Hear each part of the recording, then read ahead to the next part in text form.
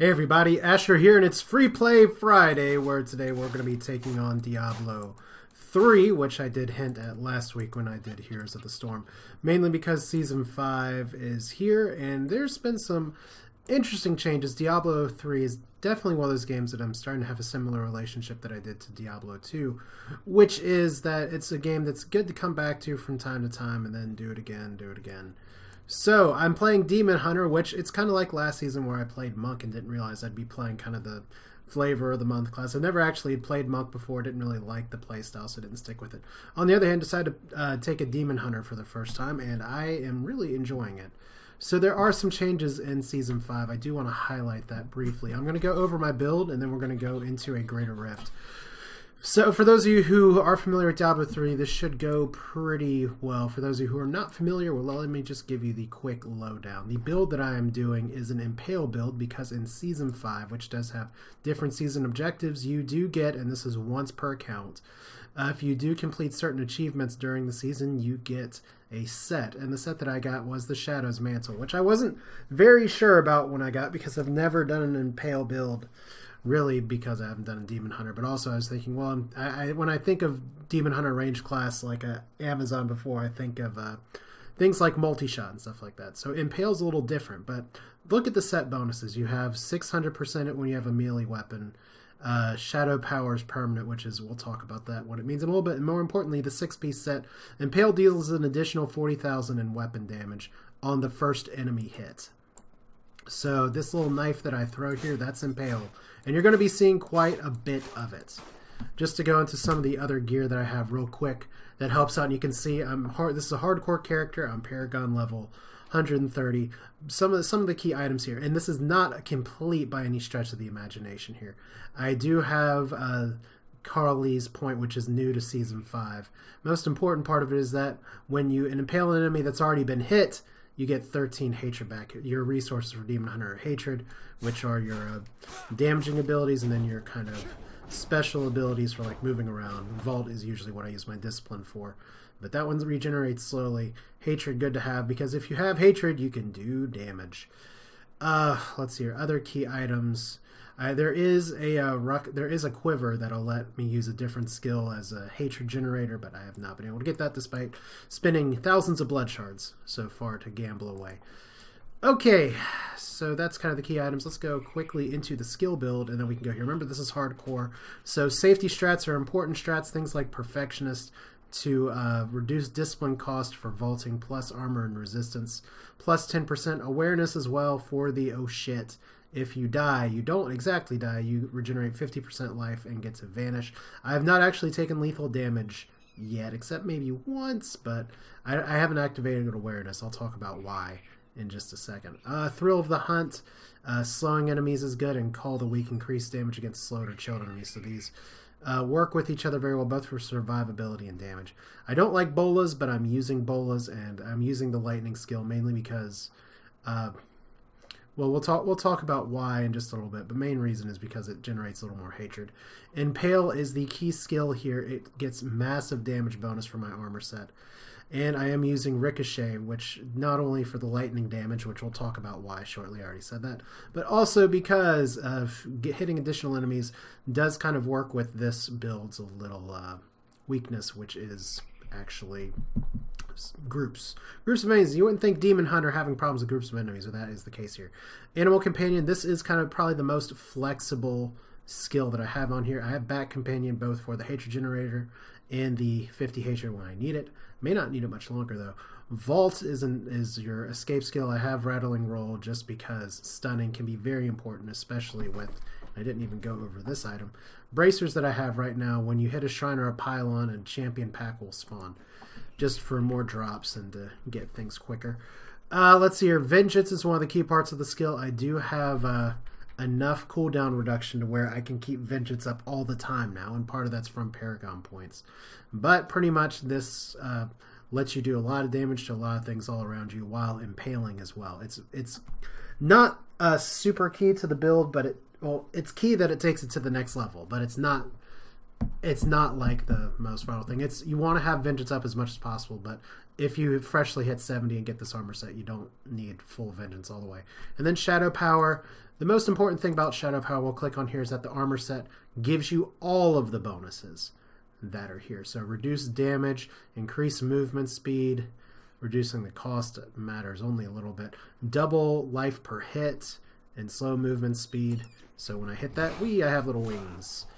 And there's no cooldown on it. So that's pretty cool how the build works, and you can see that I do have some rotating damage stuff here. The reason that I care about lightning damage is not only for the ring ability here, but also because I have Fulminator equipped on my mercenary, who's going to die a lot, just a fair warning. But Fulminator, anything that takes lightning damage, and that's mainly from him. I used to have Fulminator as a skill for myself.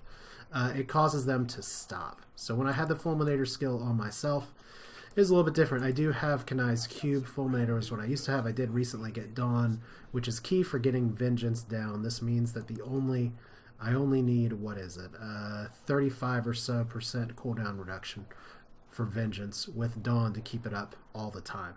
When I say keep it up all the time, it lasts for 20 seconds, and then the cooldown's reduced to 20 seconds, which is not reflected here. I have Beckon Sail as well. I'm debating switching this to something like King Leoric's Crown, just so we can have the ability to have this gem be even more effective in our areas, and Convection of Elements, which is this cycling thing. There's only a few elements that Demon Hunters get, but there we are. How the game progression is at 70 now. Diablo 2, which I played the hell out of over the years. Pretty much it was bail runs, bail runs, bail runs, under other runs, other runs, other runs, and everything like that. In this game, for those of you who do not know, there's a few different things that you can do. You can do bounties, which are pretty much their Act 1's the bonus one. You can get a lot of drops, recipes, things like that. You can just try and take on as much difficulty as possible. I'm on Torment 6, although I can probably go higher. Or you can hit this little stone, which is, there's two types of rifts. One that is the normal rift, and one that is a greater rift. We're going to go ahead and bump it up here, even though I have not played this while recording, so I hope I don't embarrass myself here. Pretty much greater rifts. You don't get loot during it, but if you win within the specified time, good things happen. You get a nice shower of stuff at the end. Plus, there are special gems that you can get, which I have a few in my stash here. These are greater rift gems. I'm currently leveling the Gem of Ease just because that'll help with alts, because I can socket it in a weapon once it's level 25. And that item is good for a level 1 player, so it makes twinking a lot easier. Anyway, we're going to do a Greater Rift. I've talked enough about the build. I think it's time for you to see it in action. So we're going to do Greater Rift. My current, I think, record is Rift 27, so we're just going to do 28. I may do 1 or 2 depending on the timing. I didn't even check the start time. But let's load up. Let's go in. I hope I'm not talking through these things too badly. So you can see there's a time limit here. I have 15 minutes to do the whole shebang. And this is pretty high Torment difficulty. So what I'm doing is I'm sending impale knives, which if you see numbers jump really high for damage here, like the few multi-million attacks here, that's impale. Impale is a great way, even on the equivalent of high Torment 6 or Torment 7. It's a great way to delete enemies, which is exactly what we're doing here. Right now you can see that I'm well ahead of the game.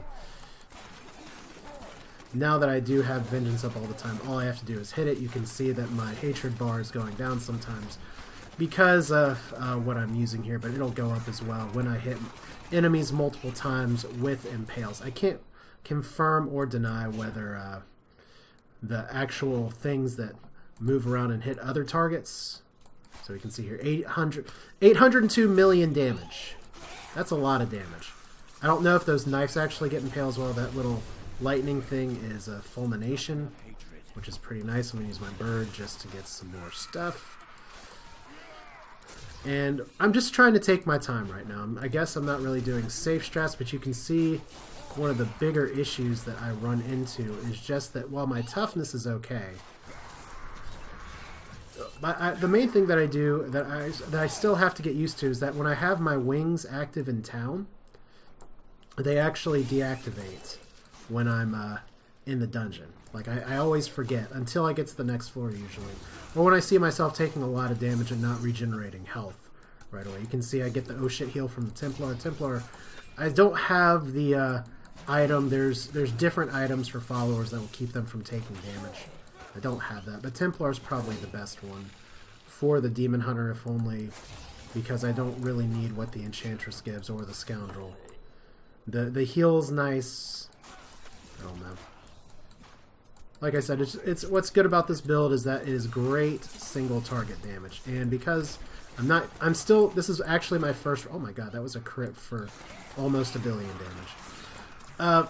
One of the things that's fun is that I have not actually played this build with Infinite Vengeance. I just got it yesterday while I was playing because Dawn happened to drop, so I figured I'd switch my Paragon points for it, which I don't think I showed previously, but we're just going to go through this boss pack here in a hurry. You can see Vengeance back on. You never, especially as a hardcore character, you never want to stand in the explosions ever. Depending on the enemy that it is, those can just outright kill you, even if you have resistances. But the nice thing about Vengeance, you can see when I have Vengeance activated, there's a lot of different little attacks that'll go around. That's nice cleanup damage. So we're going to hit Power Pylon, which gets us a boss pack. And you saw that boss pack that's from the bracers that I have. So overall, like I said, Rift 27 or 28, whatever I'm on, is pretty low for where I'm at. But we're doing it anyways just because this is still hardcore and I don't want to bump up too much and then lose the character. It makes sense, I think. Alright, so we got Bird Companion back. It does generate hatred on its own. Okay, so that's me leveling. Paragon level 132. I think last season I made it to... okay, that guy's going to get hit pretty hard. I think last season I made it to like Paragon level 70 or something before I just got bored with the monk and then played other things. Now, Diablo 3 is not really a game that I'm interested in doing on my channel so much, but I think it is a good encompassation, or that's a made-up word. It encompasses kind of what I'm looking for Free Play Friday 2 Point. It's a game that I'm enjoying, it's a game that I'm playing, it's a game that because the current season out, it's relevant to talk about, and I'm happy to hear what you all might be doing with D3 as well or whatever. But it's not something that I'll be able to stream because my internet connection's not good enough, especially when sometimes it gets really crowded on the screen. I get lag spikes anyway. But otherwise, it is a game that's also pretty saturated. Once again, I'm vaulting to get out of that group of people. And they stay stunned. I actually used to have an amulet that anytime I cast Vengeance, people would just kind of stand mesmerized for a little bit. Other thing that I really appreciate, though, about this character versus the monk from last time. First off, ranged characters in these kind of games have always kind of been my playstyle. Like Path of Exile. I tried the Barbarian, but it never really worked out. I was always more of a Sorceress, Scion, whatever kind of person. But yeah, one thing that I've really enjoyed, even when I was leveling with a more multi-shot oriented build before getting this set, is that you can hit things off screen. And it's not just like going to your character panel in Diablo 2 and making your screen a lot larger, it's actually hitting things off the screen. So you can see I can actually hit that guy a little in the back. You get some extra glowy lightning damage. But yeah, I would say that the other nice thing about Diablo 3, even though it is a game that's really saturated and a lot of people talk about, a lot of people play it, is that whereas people have rightfully started to get concerned about World of Warcraft outside of raiding getting stale, and even then raids take a really long time to come out. Diablo 3 has had a very interesting development cycle where it started out pretty substandard. Let's not blow up now. It started out not at all what it could have been. It pretty much looked like the kind of game that got canceled mid-development and left the door open for Path of Exile to come in. So once again, it's nice. You can see me delete enemies with the impale. You'll see that on the Rift Guardian, which is the boss when this thing's full, which you have the goal here. There's my Templar that died. He's very good at dying. But yeah, Diablo 3 has really, really come a long way. And once again, it's the kind of game where I don't have to sit and play it and grind constantly. It still is an action RPG, which in essence is kind of a grind fest.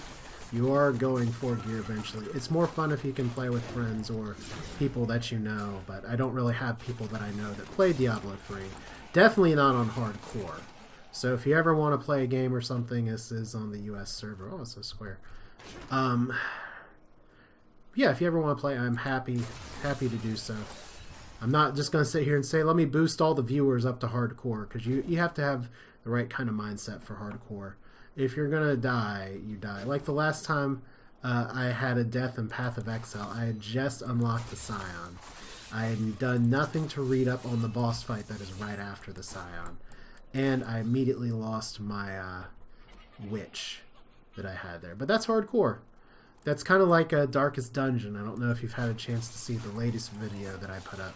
But it's another good example of, yes, I go in, I don't read everything, I go in blind to some things, and I'm prepared and willing to accept the consequences of that. On the other hand, Diablo 3, where it kind of mitigates that a little bit, is that I can play as safely as I want to. They've done a lot to customize the difficulty, and the rewards are greater if you take the risk. I can't really say for sure if it's like the best balance ever, but okay, got teleported over there, vortexed. But it is nice that you have all these customization options that weren't there before. Probably one of the biggest changes that I really liked, and something that is pretty different from where Path of Exile went, so we're about to get a Rift Guardian here, so I'll finish this point, is that it's no longer you have to play through the game like 50 times. It's just one playthrough, you can set it to whatever difficulty. Rift Guardian? Nope. Alright, almost there then. We'll have Vengeance back up. Anyway, because we have permanent Vengeance now. 800 million. Okay, hello Rift Guardian. It always makes me feel like the Dave Chappelle first episode sketch where the haters have arrived. Alright, so, look at this. He died in no time. And you can see all the fancy things that we get here for clearing the Greater Rift. Set boots, a gem, lots of stuff, some items here, lots of gold, some blood shards as well. And every time you go here, you're going to have an opportunity to upgrade something. I did get a new gem, Moratorium. 35% damage taken is instead staggered and dealt to you over 3 seconds. Interesting, but a little dangerous for hardcore. So we're just going to keep upgrading the Gem of Ease. I'm sure at some point it'll be a little bit different here. Right now it's just increase experience per kill. But we'll get there later. That's pretty much the Greater Rift. I am returning to town. So let's do that. As Nacho Death is saying, guess who's back? I don't know. Nachos? Alright. Auric. I'm worthy of my blood. Well, I'm glad he's not going to take my blood here. Alright, we got a few items. Let's at least see what we are. And then you know what? I think I'll do one more just to show proof and exercise. Book of Cain. Nice for the old Decker Cain thing. Okay, the Shadows Heals. I already have these, but this is actually a slightly better version. I guess it has better primary stat rolls. Yeah, we'll put these on. I'll probably reforge them later. But see, that's a set that you can get as a drop anyway. But it's nice that it kind of gives you a leg ahead. Mantled Heal. Now that's interesting. All right. Thing about it is that if I equip it right now with the current forging that I have, I'm going to lose permanent whatchamacallit, permanent Vengeance. But still, this is fundamentally a better ring than what I'm wearing in the rare slot. The main reason I kept it there was both because of damage and because of the fact that it has good life on hit. Although it's not totally required, I'm just going to put the Mantled Heal up here. I'll deal with it later. Also got a legendary stone. Your follower cannot die. Oh, good. Well, we finally got that one. And you cannot extract powers for your follower, I don't think. But finally, dude's going to live. I won't use that. What? No, we're giving it to you. I will use this. And it seems like it's for any follower, not just one, but yeah, that is the fun loot pinata that is Diablo 3. Let's do one more just because it's free play Friday and we can make these videos as long and or as short as we want. I am holding on. Of course, this is the third copy of Shadows Heals that I've gotten. I am holding on to all my set items that I have here just because it is hardcore and I can die. So we don't want to do that. Here's my Paragon points as well. I put enough to get plus 10 movement speed. And with the permanent Vengeance, that takes care of the rest. Offense, I put enough for cooldown reduction to actually get the 35%, and I'm putting it back in critical hit damage. Resist all is king until 50 points there, and I put a token amount in life on hit. I'm not sure if I want to keep it there, but I am for now. resource reduction is cool.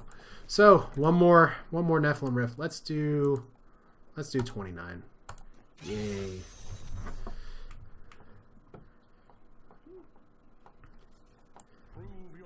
Is this serious time? I don't know.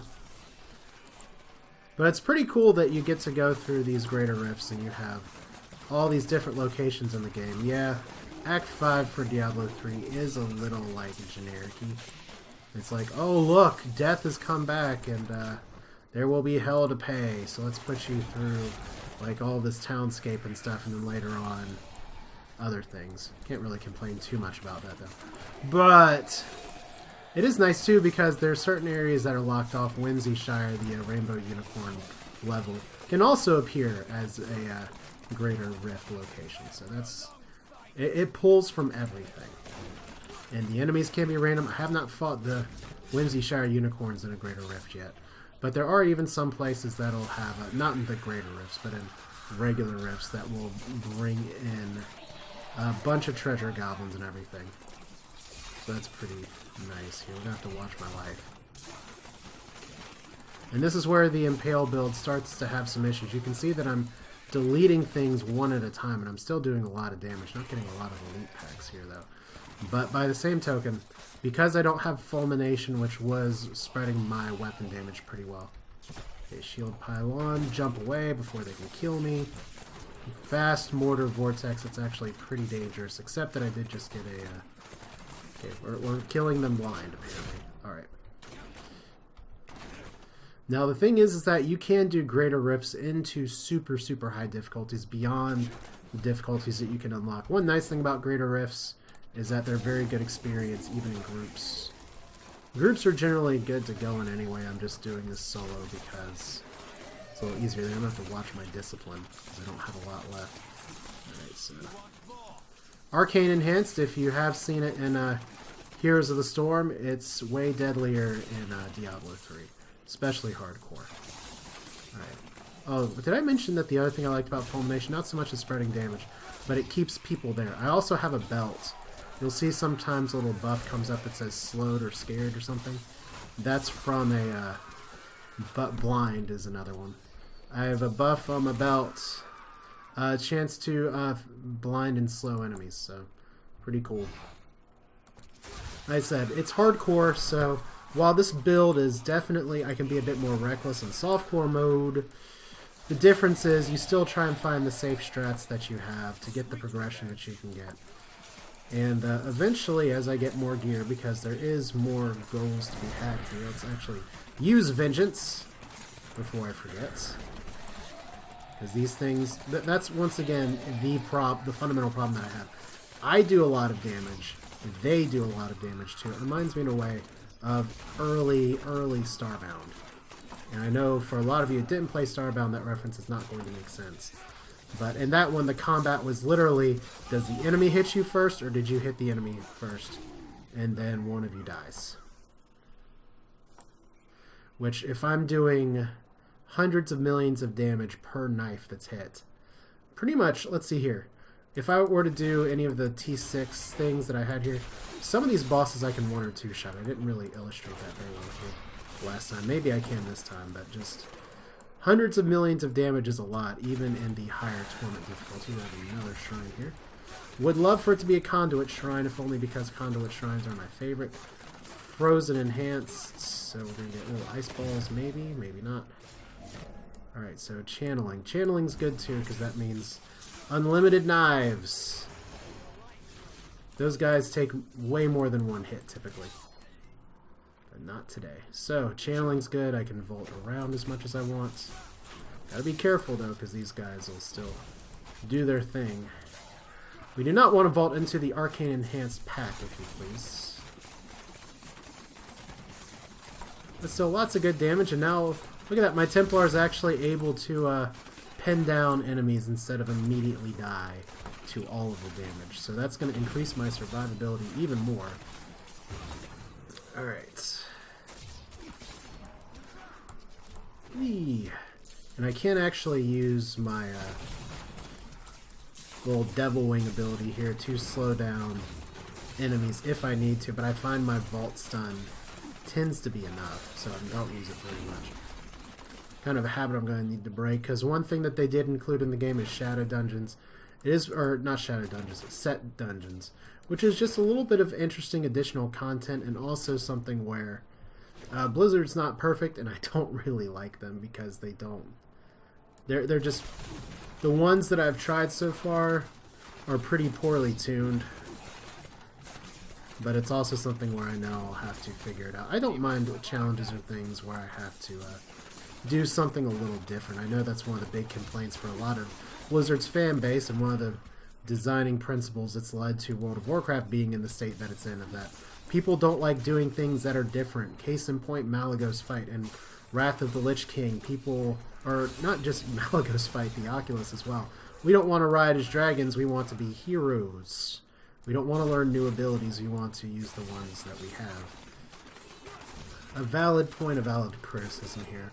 The difference in the set dungeons is like, you don't just right-click kill everything, there's certain other requirements you have to meet. It's interesting. The problem...